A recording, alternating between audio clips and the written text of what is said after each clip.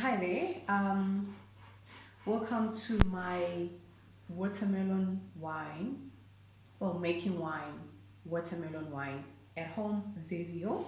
So it's been about a month now since I've started with this recipe of making watermelon at home, and as I've said before, I really hate watermelon, but I'm hoping that I'm going to enjoy this one since it's going to be wine. And in South Africa, we are under a lockdown, and that means that it's been weeks and weeks, almost months, without alcohol. So I'm just hoping that this will taste much better than a watermelon fruit itself. So what I'll be doing today is basically just wrecking the wine, and I'm gonna do that by siphoning the wine out of this bottle into the next bottle using this pipe. So that's just me transferring my wine from one container to another, and that will help with the separation of the wine from the sediment that you see at the bottom. So it has settled nicely, and all I'll have to do is pour out the top part, which excludes the sediment, into another bottle. And what I want to do as well today is sterilize my wine, because I think it's pretty much fermented, so it's nicely dry. I believe all the sugars have fermented, which is what I want. And I'm gonna sterilize it. So I'll sterilize it by adding, stabilize the wine by adding a stabilizer, a potassium sorbate. So that's what I'm gonna use to stabilize my wine. That just makes sure that there won't be any other fermentation that would continue once I've bottled my wine, once I'm done with this process. And it just also, protects the wine from other chemical reactions, such as the microbial activity in the wine, which can turn, my wine into something that I'm not prepared for. I'm also going to, because it's so dry, I also want a bit of sweetness in my wine, and I'm gonna add just a quarter of my cup, which has sugar in it, just to sweeten the wine, and then it'll be ready. So that's what I'm gonna do. I've added my sugar to sweeten the wine, and I've added a stabilizer to it. I just want to make sure that the contents are properly mixed, and after that I also want to keep it standing for about 24 hours, just to make sure that all the gases have have adequately been exposed or escaped. And I'm just gonna quickly do a sensory evaluation, because this is basically where we ended.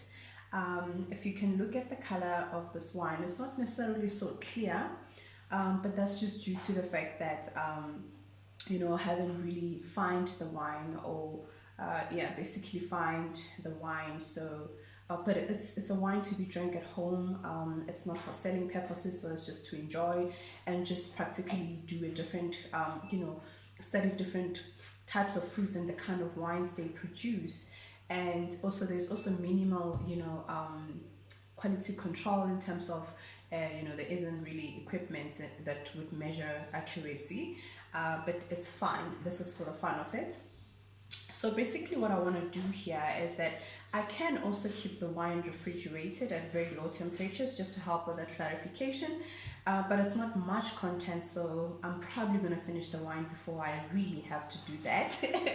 And also I have previously done a marula wine, which I had a stack fermentation, and I'm still trying to figure out what to do with it, whether to start the fermentation again, or basically use it as a blend for either of my upcoming or the current fruit wines that I've produced. But the marula fruit is really lovely, because I've also combined it with banana, just to add that body to it, and the banana flavors that are really exciting and smell really good. So it does have that character to it in terms of flavor. So I love the smell of it. It smells really great, but it's very sweet, so it's more like the wine has not fully fermented, hence there's so much residual sugars in it.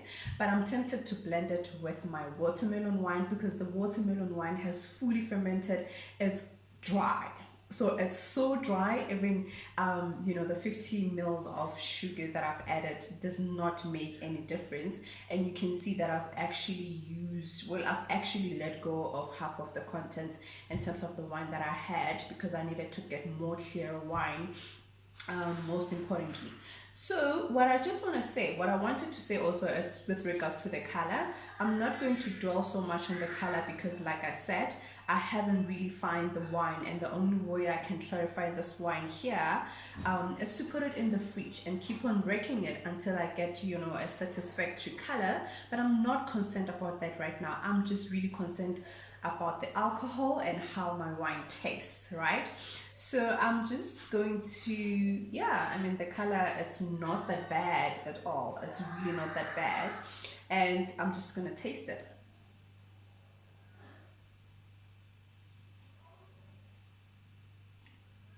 It really goes down very well. I can taste the alcohol. It's quite subtle, even in terms of flavor. So I know that it's a fruity wine, so it does have that fruity character to it. Acidity is also subtle, so it goes down really well, and the alcohol is also you know, it's dry. I can say that it's dry. I'm assuming that it's plus minus 14% alcohol in here. But other than that, I mean, even on the palate, it's something that I can drink. I just need to make sure that I keep it in the fridge so I can, yeah, get to enjoy the wine much more. Um, yeah, it smells just like a watermelon would. But otherwise, I think I'm gonna have a great time enjoying this wine. So thank you so much. So I'm really looking forward to my next wine recipe, which I'm going to be doing a mango wine at home. So I'm going to try to keep it as natural as possible. So I'm going to try and get rid of the sulfur dioxide chemicals, not really chemicals. I'm going to try to run away from using sulfur. So I just want to produce the wine in the more natural manner as possible. So thank you so much for watching.